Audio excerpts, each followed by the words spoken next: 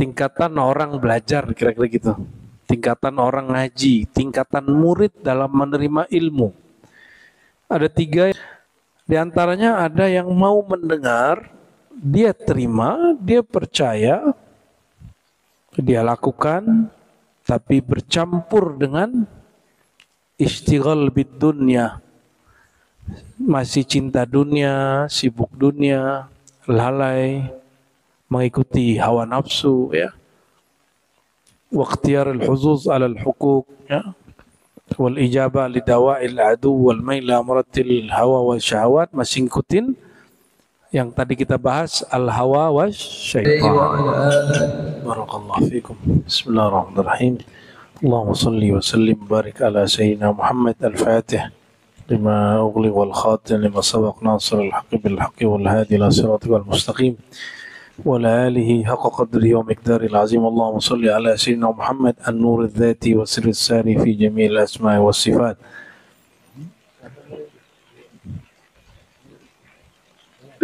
Alhamdulillah, kita pada bulan lalu sudah sampai pada bab takhsisud da'wah wa wajhul istifa, ya. Halaman 69 dari kitab Al-Luma. Kesimpulannya sederhana bahwa dakwah itu, kata Imam Sahal At-Tusturi, ada dakwah yang ammah dan ada dakwah yang khasah atau hidayah yang khusus, ya. Dan sekarang kita masuk ke bab zikru tafawutil mustami'in khitab Allah Ta'ala wa darajatihim fi qabulil khitab. Ini bukan bab maqamat, tapi ini tentang tingkatan orang yang mendengarkan ajaran Allah, ayat-ayat Allah, ilmu dari Rasulullah. Jadi ketika kita dengar ayat, dengar hadis, atau mendengarkan guru punya dauh, punya ajaran, punya isyarat, punya mau'izah hasanah, apa yang terjadi? Kata Imam As-Sarraj, ada 3 tingkatannya, ya. Nah, nanti kita cek kita yang mana. Sebelumnya mari kita baca suratul Fatihah. Nuhdiha ila Sayyidina Muhammad al-Hadi al-Fatih al-Khatam dan Imam Abu Nasr Abdullah Ali As-Sarraj At-Tusi al-Fatihah. Bismillahirrahmanirrahim.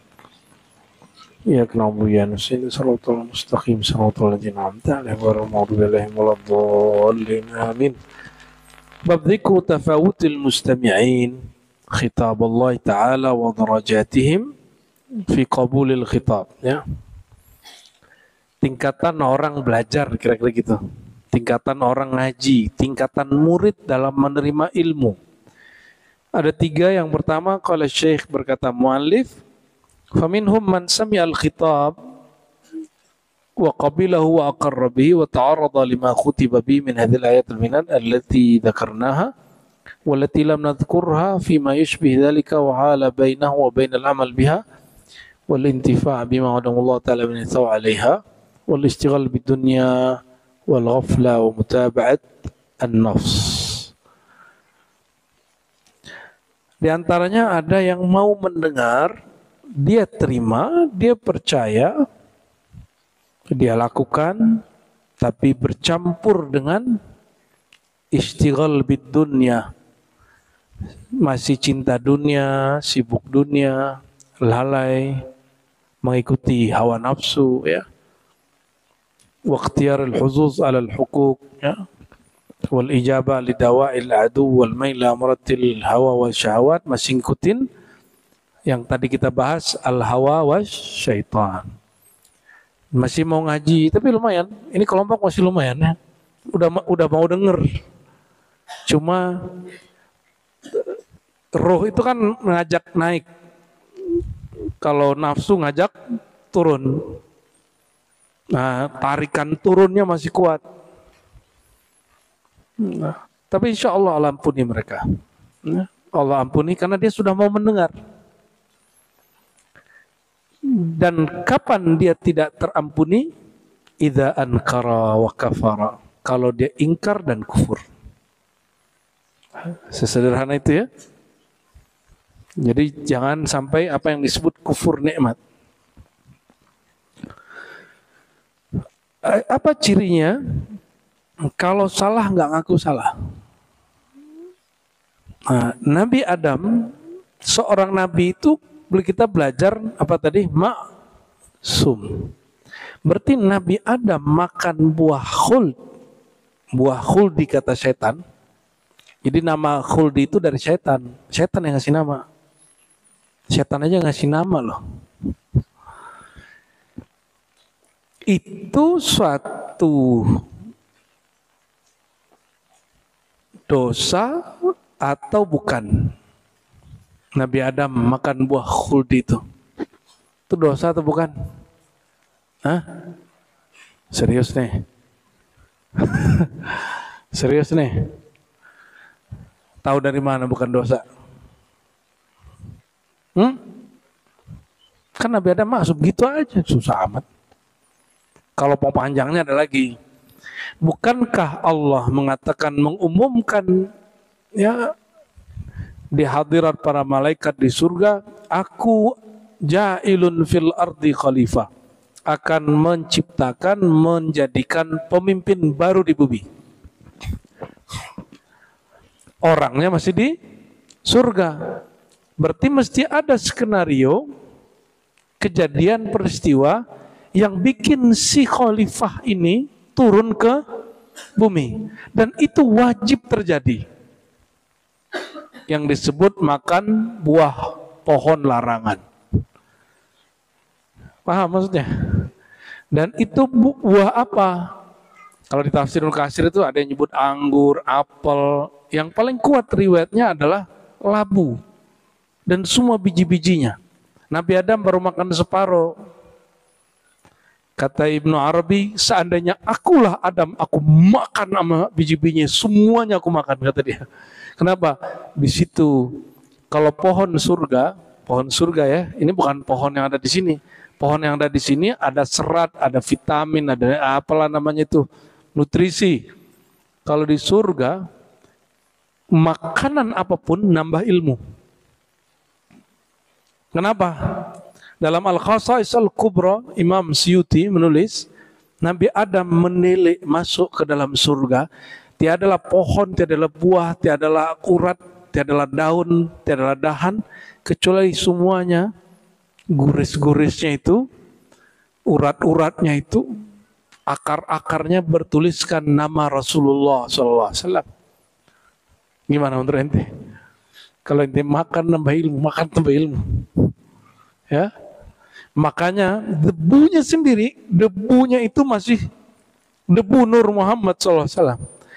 Disebutkan hadis Tirmizi, jika ada orang berangkat dari rumahnya ke pasar yang di surga, suk yang ada di jannah, jadi semacam pasar atau mall ya, dia kena debu, di rumah dia wajahnya standar, sampai di pasar wajahnya tambah cakep.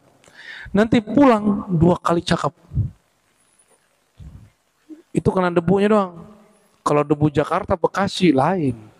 Aneh ngajar doang berkeringat lain kelihatannya. Benar nggak? Wajah kita berkeringat aja udah kelihatan lusuh. Kalau di sana keringat baunya bau harum. Orang kalau berkeringat itu bau kesturi.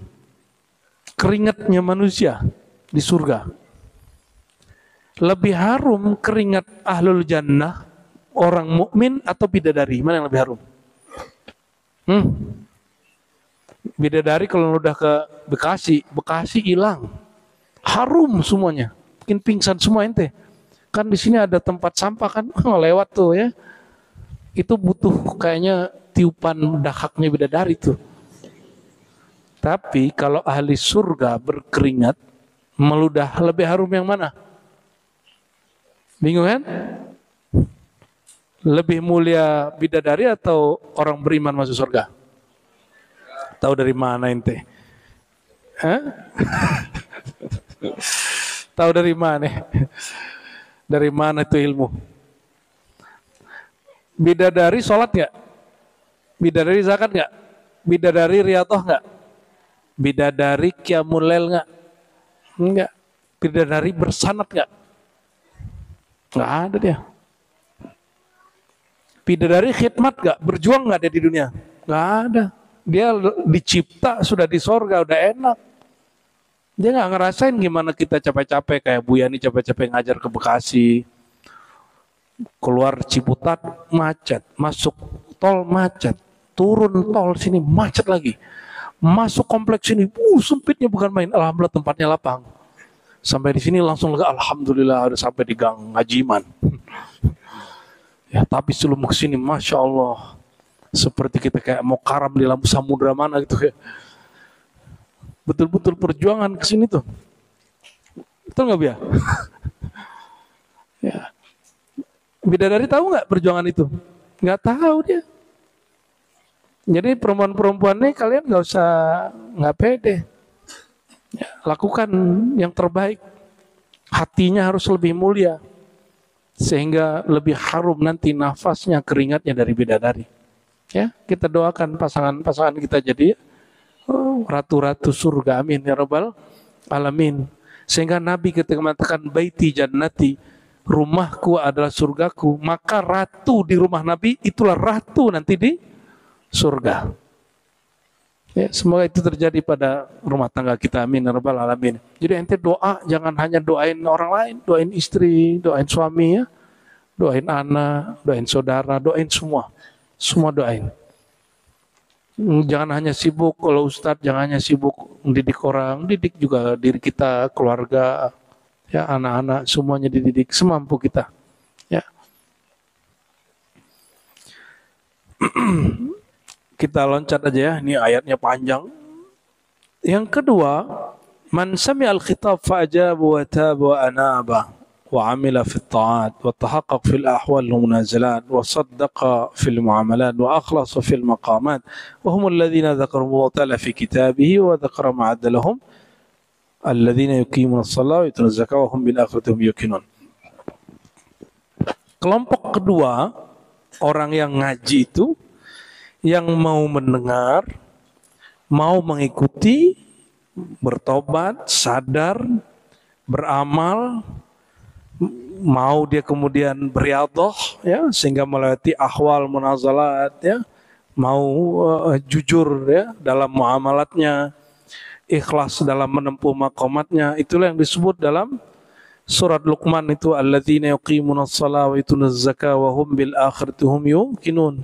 Mereka yang mendirikan sholat, menunaikan zakat, dan yakin terhadap akhirat. Boleh disebut mereka ini orang-orang yang yakin atau mukmin yang saleh. Begitulah beberapa ayat setelahnya. Tapi ini level 2. Yang pertama, mukmin asi. Mukmin tapi suka berdosa, suka ngelawan, suka durhaka.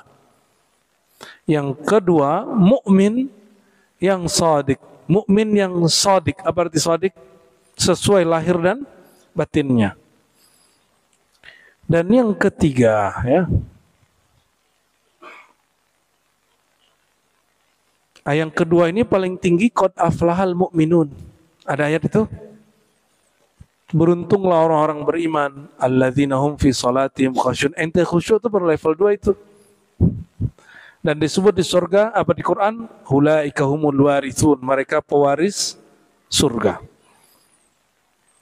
Lalu kata Amr al-Makki sebelum kelompok ketiga ya, fa kullu syai'in ghairallah mimma waqa fil qulub wa laghun. Jadi ketika disebutkan di surah Al-Mu'minun walladzina hum 'anil laghwi mu'ridun, orang beriman yang sukses itu mereka yang terhadap laghwu berpaling. Apa itu laghwu?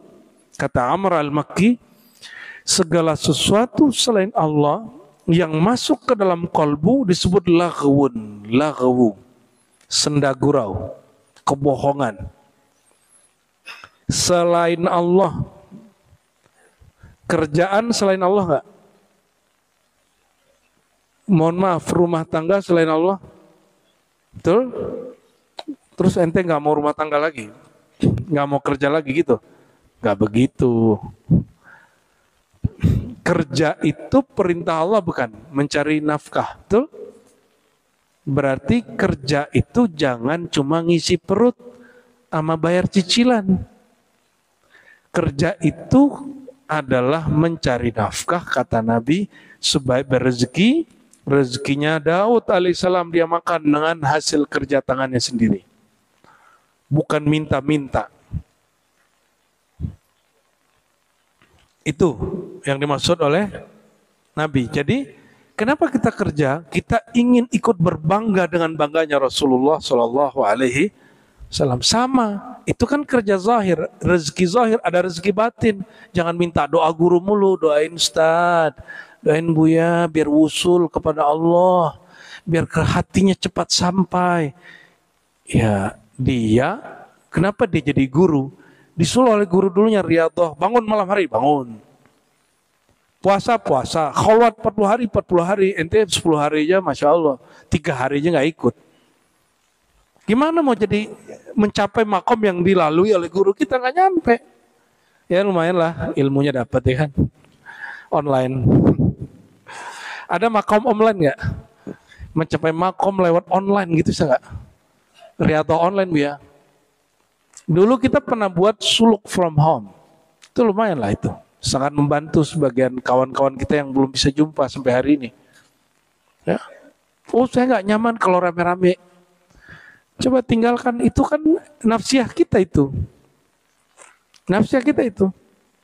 Aku takut ganggu orang atau aku terganggu sama orang. Itu aku lagi. Tinggalkan itu, coba nanti kalau pas itikaf mulai itikaf. Ikut itikaf sama kita. Biar lebur keakuannya, zikirnya nanti tambah mantap itu, ya. Oh saya punya mursyid lain, kan nggak apa-apa, aneh kan nggak minta bayat ente. Suluk khalwat kita itu kalau di fikih namanya itikaf. Emang kalau itikaf harus nanya, kamu thariqatnya apa, mazhabnya apa? Itikaf dalam semua mazhab sama, hadisnya sama. Itulah sebabnya kalau ada orang nanya, Ar-Razi itu thariqatnya apa di Ribat? Ya kita jawab, ente mau sanad yang mana? Kita bisa gitu. Itu kan cuma jalan aja, cara ngamalin. Hadisnya kan sama. Hadis zikirnya Naqsyabandi, hadis zikirnya Qadiriyah, hadis zikirnya Syazili, hadis zikirnya Saman, sama nggak? Ayatnya sama nggak? Yang beda cuma tekniknya. Kalian terjebak oleh teknik, padahal tekniknya Syekh Abdul Qadir. Coba, seandainya semua mursyid dari semua tempat hari ini ketemu, satu tarekat aja, Naqsyabandiyah atau Qadiriyah aja, ketemu cara zikir la ilahnya beda. Ada yang zikirnya la ilaha illallah, ada gitu nggak? Ada yang begitu? Ada yang biasa aja la ilaha illallah. Ada yang langsung nangis. Terus mana yang Qadiri sebenarnya itu? Padahal hadisnya sama. Lakinu mautakum la ilaha. Emang yang pertama lebih Qadiri dari yang kedua lebih Qadiri dari yang ketiga kan enggak. Emang Syekh Abdul Qadir ngajar la ilaha begitu? La ilaha kan enggak begitu. Itu kan teknik guru. Thariqatnya sama-sama TQN, sama-sama Samaniyah, sama-sama Naqsyabandiyah. Tekniknya beda. Itu yang disebut thariqah. Jangan terjebak pada thariqah. Kalau sudah ketemu ujung jalan, udah lupakan nama-nama itu. Ribat khidmatnya pada ilmu. Thariqat itu hanya alat media aja. Kalau zaman berubah kita ganti media.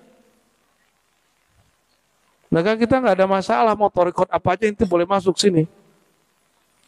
Karena hadis zikir semuanya sama, ayat zikir semuanya sama, yang berbeda cuma, dan kita sudah teliti cara baca zikir-zikir khafi semua tarekat itu sama caranya, tapi aplikasinya kok beda-beda.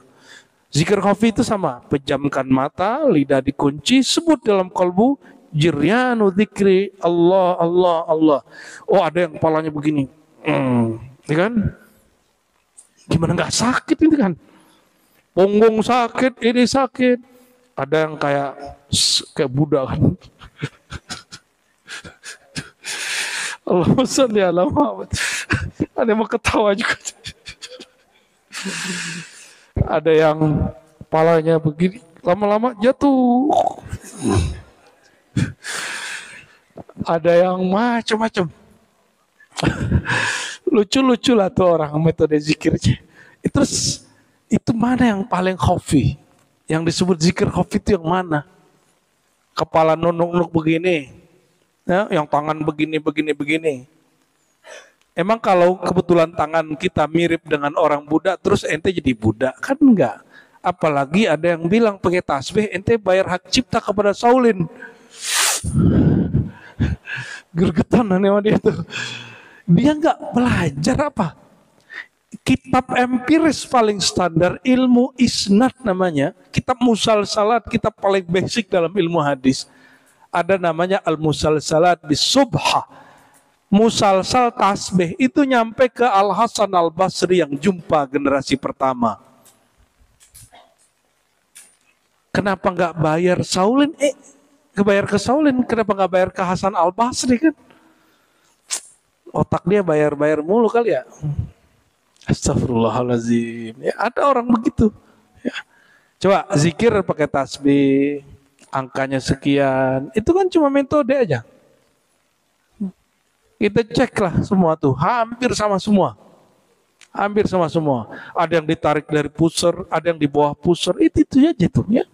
Torikoh dada sampai ubun-ubun. Ya sama torikoh berapa, torikoh begitu semua. Kenapa orang terhijab untuk berguru yang ngajarin ilmu?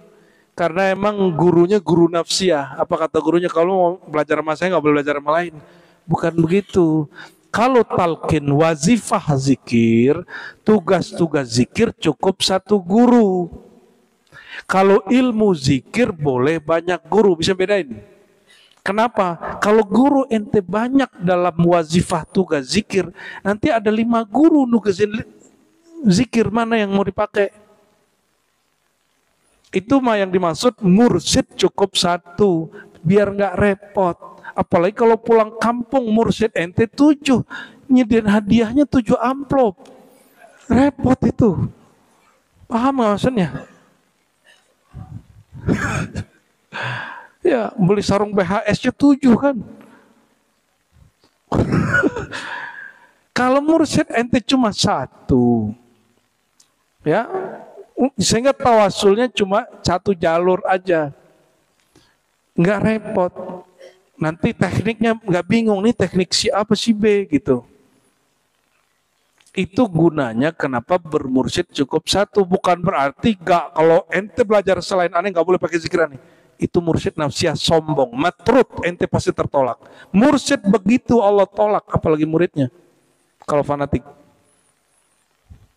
Ya kita tantang nih mursyid-mursyid yang begitu. Ente boleh cek apakah imam ente di thariqat ngomong begitu. Oh, Sidi Ahmad fulan, Ahmad fulan, dia bertemu Rasulullah secara rohani, lalu Rasulullah mengatakan tinggalkan semua thariqah lain. Ya itu dia kan ketemu ruhnya, ente ketemu nggak sama ruhnya Rasulullah? Apa sama thariqat yang dia pakai dengan thariqat yang ente pakai sekarang? Kan belum tentu, kan nggak jumpa. Cuma ketemu orang fulan-fulan yang mengklaim thariqatnya sama dengan thariqat fulan. Ya, sudah mulai nggak belum? Ini Anda kasih contoh ya. TKN Suryalaya, TKN Banten, TKN Magelang, TKN yang ada di Surabaya, TKN yang di Lombok. Kenapa metodenya, cara ngangkat suaranya beda?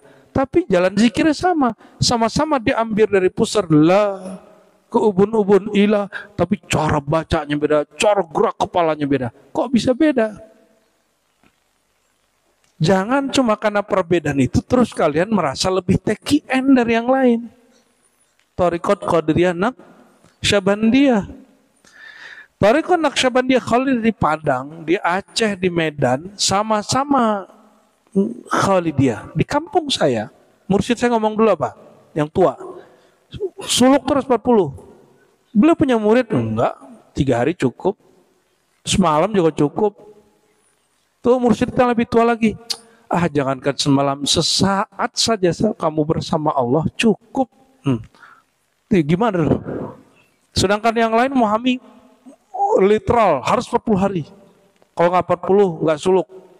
Bertengkar lah itu mursyid-mursyid yang memberhalakan ijazah itu. Bertengkar hari ini.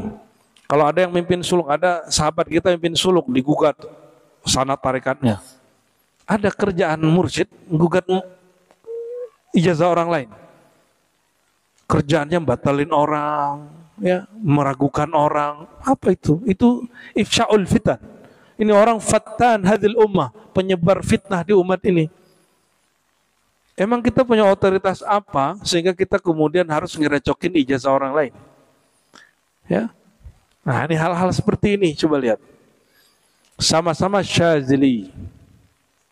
Coba wirid asasnya yang tidak dapat Tulung Agung apa aja?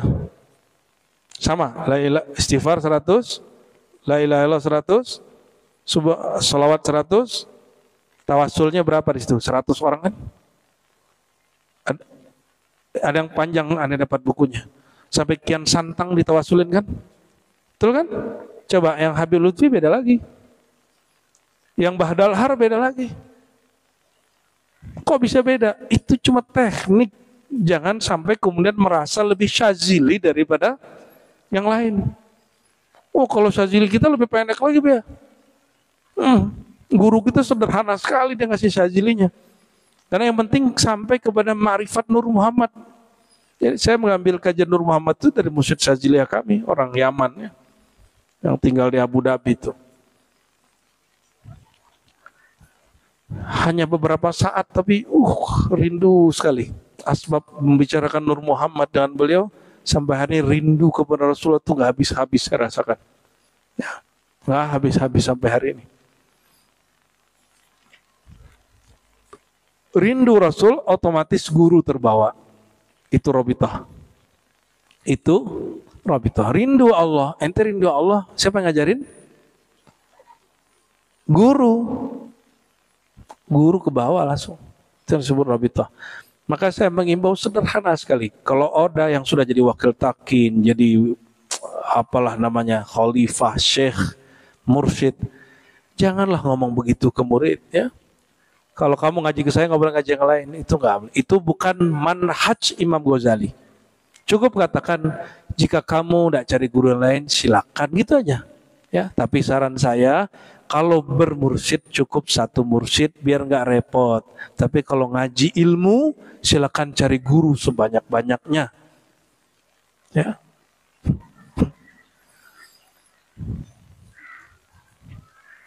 Yang terakhir ya, kelompok yang terakhir. Semoga kita minimal nomor 2 dan nomor 3. Bahkan dia sebutkan ada yang nomor 4 malah. Bukan lagi 3 di sini. Ya, nomor 3. Humul ladzina dzakarullah ta'ala wa syarrafu bi dzikri lahum wa nasabahum ila al-ilmi wal khasyah innama yakhshallaha min ibadihil ulama. Orang yang disebut di Quran ulama, dia tidak hanya sebatas mukmin yang soleh rajin beramal. Tapi ini mukmin yang arif billah, yang dia punya ilmu tentang Allah. Maka disebut di surat Al-Fatir ayat 8, yang tahu rasa takut segan kepada Allah itu cuma orang yang disebut ulama. Apa arti ulama? Mengenal nama dan sifat Allah.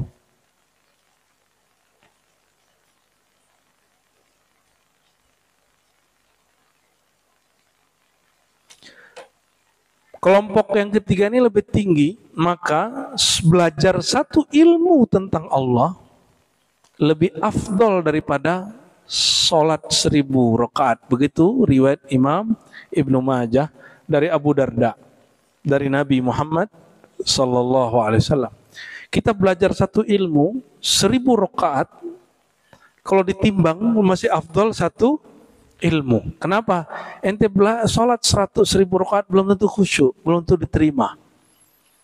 Dan belum tentu kemudian badannya semangat. Tapi kalau satu ilmu, walaupun badan capek, kalau ilmunya terasa nikmat, capeknya terhilang. Betul nggak?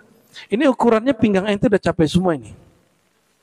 Ukurannya, kalau suruh wiridan dari tadi itu udah kesemutan 7 keliling itu. Tapi karena ruhnya mengontrol tubuhnya, Kalau kesemutan dikit, gerak dikit udah hilang gitu. Karena kekuatan energi ruhnya bisa menghilang, menyembuhkan. Jadi tabibul abdan ruh. Ruhun alladhi istawa 'alal abdan. Jadi yang menyembuhkan tubuh itu yang paling cepat itu adalah energi yang ada pada ruh. Energi itu yang kuat.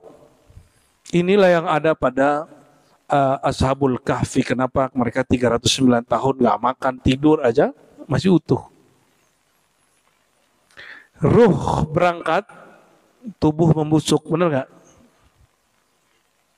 Jadi kalau tubuh ini rajin ngikut ruh, itulah tubuh paling kuat. Makanya Nabi SAW di perang Khandaq lagi bikin parit, kan Madinah ini bawahnya ada yang pasir, ada yang ternyata ungukan batu. Para sahabat yang paling kuat tidak ada yang sanggup mengangkat batu. Apa yang Nabi lakukan? Nabi turun, dipukul pakai tombak linggis tuh.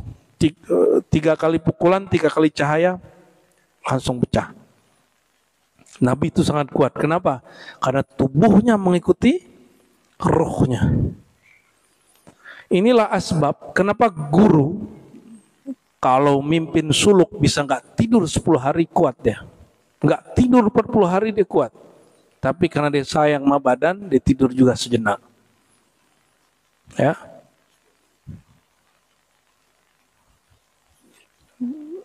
Ada tingkatan yang keempat ya. Warasikhuna fil ilmi. Kelompok yang lebih dalam ilmunya. Kan tadi ulama. Ulama itu mengenal nama dan sifat yang tersurat. Kalau warasikhun mengenal nama dan sifat yang tersirat pada zat Allah Subhanahu wa ta'ala. Itu yang disebut wali kutub. Wali kutub ya. Apa bahasa Imam Abu Bakar Al-Wasiti? Ya, ini bahasanya indah nih. Ar-rasikhuna fil ilm. Siapakah yang disebut ar-rasikhuna fil ilm? Yang mengetahui mutasyabihat. Humul ladzina rasakhu bi arwahim. Mereka yang dalam ilmunya karena mengikuti ruhnya. Tuh, lagi-lagi mengikuti ruh, bukan hanya akal, bukan hanya kolbu. Fi ghaibil ghaib, tidak hanya tembus pada kegaiban. Gaib itu neraka, surga. Lauh mahfuz sampai aras. Ini ghaibul ghaib. Ghaibul ghaib itu nama dan sifat Allah. Wa fi sirrus sir, tidak hanya sir tapi rahasia dari rahasia. Gimana tuh? Ada rahasia, di belakang rahasia itu ada rahasia lagi, itu namanya sirrus sir. Ada sirrus sir, ada sirrul asrar, itu lain tuh. Sirrus sir, ada sirrul asrar, itu lain lagi. Fa'arrafahum ma'arrafahum. Lalu Allah mengenalkan kepada mereka mana yang layak mereka kenal.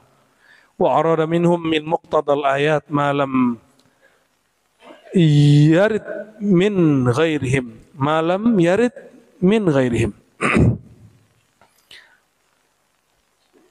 Malam yurid min ghairihim ya, dan dia ingin memberikan makna ayat sesuatu yang tidak dia inginkan kepada selain kelompok ini. Wa khadu bahra al-fahmi. Mereka karam ya, larut dalam samudra ilmu dengan paham. Li talabiz ziyadat, untuk menambah, untuk mencari tambahan kedalaman ilmu. Fankashafa lahum min madkhuril khazain, sehingga mutiara-mutiara tersimpan terungkap pada mereka. Wal makhzun tahta kulli harfin, yang tersimpan di setiap huruf, setiap ayat, setiap surat, setiap nas. Ini yang kita bahas tadi. Setiap ayat ada zahir dan batinnya. Ini yang berkalam Imam Abu Bakar Al-Wasiti, salah satu ulama Ahlus Sunnah, dan dia tidak berlebihan mengatakan itu. Jadi kalau begini, ada ayat yang dipahami oleh ahli amal, ahli ibadah, ada yang dipahami oleh ulama, ada yang dipahami oleh aulia. Bukannya ulama aulia, ya ulama itu wali khawas. Kalau aulia wali khawasul khawas. Kalau orang mukmin yang beramal wali am, wali umum. Coba ulangi.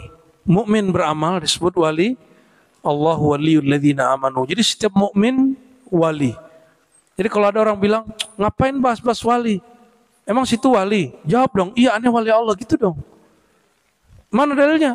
Allahu waliyul ladzina Allah lah wali setiap orang yang beriman. Situ beriman enggak?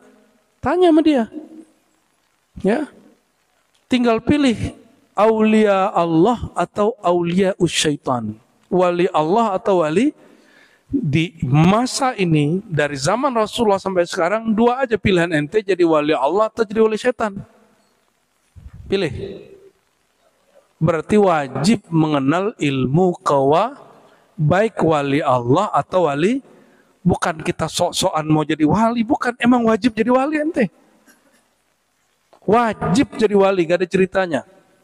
Wajib memusuhi syaitan dan aulia-aulia syaitan, ya. Inna syaitana lakum aduwam mubina. Dan syaitan itu saling mengilhami, membisikkan satu sama lain. Baik setan jin, setan yang manusia, yukhuna ba'duhum ba'dah. Saling mewahyukan satu sama lain. Ya. Kalau batin pakai batin, kalau zahir pakai zahir. Hati-hati. Hati-hati benar. Jadi kalau ada orang nanya nanti, belagu ente ngaji keribat, itu gurunya sok-sok wali. Emang situ wali, la yariful wali ilal wali. Itu kan kalam Allah, bro. Tidak mengenal wali kecuali wali, itu bukan kalam Allah, itu cuma kalam salah satu ulama dinukil oleh Kusyairi. Jangan sampai kalam ulama ini kemudian ente pakai, ente tinggalkan Quran. Quran mengatakan Allahu waliyul ladzina amanu. Allah lah wali setiap orang beriman. Ini yang disebut wilayah ammah, wali umum. Alhamdulillahilladzi ja'alana minal aulia. Jadi kita bersyukur kita jadi wali, syukur-syukur naik ke wali khawas. Khawas ini berilmu.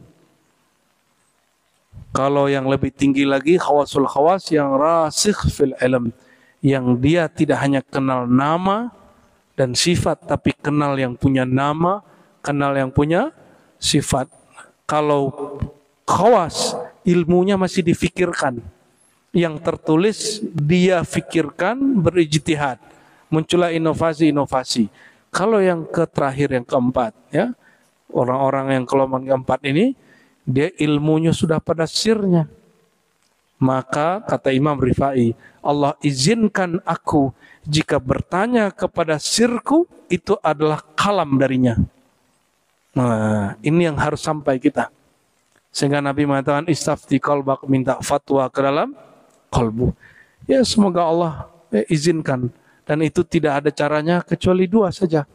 Ya, lenyapkan diri dari thariqah nafsiyah, kita harus upgrade ke thariqah ruhiyah. Tidak hanya thariqah aku, zikir aku, jumlah zikir aku, sanad aku, ya. Nama thariqah aku ini, mursyid aku ini, enggak. Tinggalkan itu lagi. Tetap bermursyid, tetap beramal, tapi ilmunya yang dikedepankan, karena Allah mengatakan fa'lam dulu baru baca la ilaha, berilmu dulu baru ente berbangga dengan thariqat-thariqat, ya. Semoga Allah ampuni semua salah-salah kita, semua dosa-dosa kita, semua kekurangan kita, semua kezaliman kita, semua aib-aib kita. Semoga Allah ampuni juga dosa pasangan-pasangan kita, anak-anak kita, semua orang-orang yang berkhidmat di sini, yang berkhidmat di Ribat, semua orang yang memberi wakaf, yang berjasa, mengajar, diajar, yang memberikan materi, waktu, semoga Allah angkat semuanya. Allah angkat rohaninya. Allah sembuhkan rohaninya dari penyakit-penyakit rohani, penyakit-penyakit kalbu, penyakit nafsiyah. Allah angkat ke hadratul ihsan, hadratul syuhudiyah. Diizinkan memandang kepada nama yang punya nama, sifat yang punya sifat. Diizinkan berjumpa Sayyidina Muhammad, Nur Muhammad sallallahu alaihi wasallam. Diizinkan rohaninya digabung dengan ruh para aulia, dengan para masyayikh, dengan ahlullah, tentara-tentara Allah. Semoga yang Allah panjangkan umurnya, panjang umur dalam la ilaha illallah. Yang Allah ambil umurnya, Allah wafatkan dalam husnul khatimah. Allah tutup yang masa lalu mereka, Allah perbaiki masa depan mereka. Untuk negeri ini kita doakan semoga negeri ini tambah baik, pemimpinnya tambah adil, tambah amanah. Semoga semua pemimpinnya Allah bimbing. Untuk ulama-ulamanya semoga mereka tambah ikhlas dan tulus. Untuk murid-murid jamaahnya semoga tambah sungguh-sungguh berguru, beramal. Amin ya rabbal alamin. Ala hadin ya wa likulli salihah. Al-Fatihah. Bismillahirrahmanirrahim. Ya Rabbi ya nusin siratal mustaqim siratal ladzina an'amta 'alaihim ghairil maghdubi 'alaihim waladdallin. Amin. Inna Allaha malaikatahu yusalluna 'alan nabi. يا أيها الذين آمنوا صلوا عليه وسلموا تسليما. لبيك اللهم صل وسلم وبارك عليه. Kita etikatkan Nabi menjawab salam kita. Ya Nabi salam alaika, Ya Rasul salam alaika, Ya Habib salam alaika, salawatullah alaika, sallallahu ala Muhammad sallallahu alaihi wasallam, sallallahu ala Muhammad sallallahu alaihi wasallam. Anta syamsun anta badrun anta nurun fawqa nuri anta isiru wa ghali anta misbahu suduri. Sallallahu ala Muhammad sallallahu alaihi wasallam, sallallahu ala Muhammad sallallahu alaihi wasallam. Tala'al badru alaina min thaniyati al-wada'i وجب الشكر علينا ما دعا لله داعي. صلى الله على محمد صلى الله عليه وسلم، صلى الله على محمد صلى الله عليه وسلم. الفاتحة.